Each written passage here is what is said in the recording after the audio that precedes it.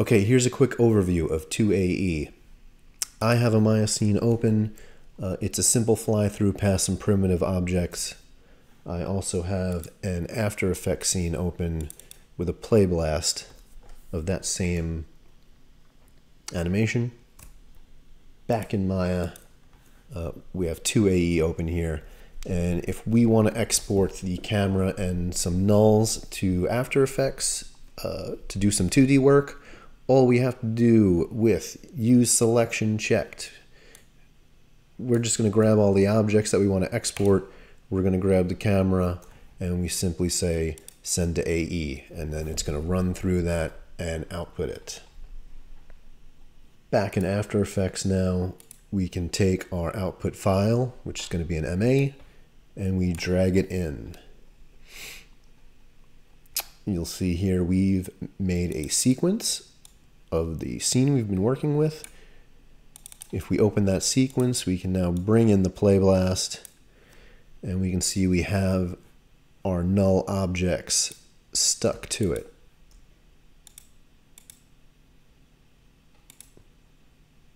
So we can stick 2D elements to these objects and they'll track along. So let's jump back into Maya for a second and look at some of the more advanced stuff. So we can do that simply, but if we have a scene that we expect to do a lot of revisions on, we may not want to go through the whole process of selecting all the objects over and over again.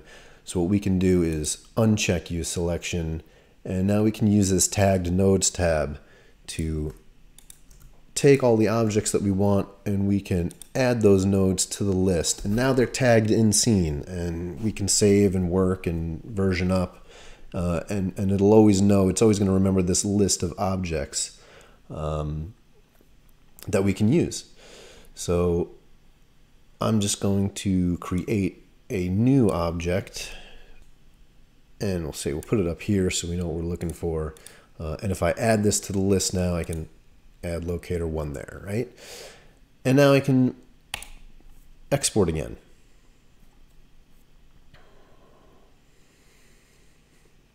So now we exported. Let's go back into After Effects, and then if we look at what we've just outputted a new scene. Since we didn't version up, it's going to be the same file, but the tool is smart enough to know to save back the original one we just exported in the style of Maya's incremental save. So we don't have to worry about overwriting data. Let's bring in that file, and now we can see there's the null that represented that locator that we output. And we can do that over and over again.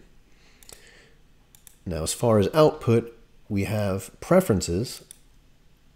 So the way this is set up now is I have this scene set up in a project where there's a shot folder, there's a shot number for the shot, and then there's our animation file. So with the preferences, we've output to a location in the Maya project called data, and then toAE, and steps are set to 2, and the steps are going to look back at the hierarchy, the folder hierarchy, and it's going to say, let's go back 2 levels, so shots, and then shot 1 or shot 10, and that's where it's going to save stuff to. So if we look at our folder here, that's where we're going, right? We're going from data to AE, and then there's where the steps are added. Shots, shot 10.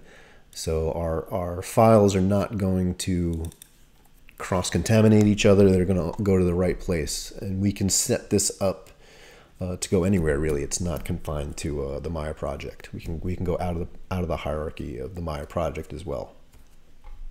So it's real easy to set up and make sure data is going to the right place, so artists working on a team can easily know and find where data is going to and from. And that is toAE.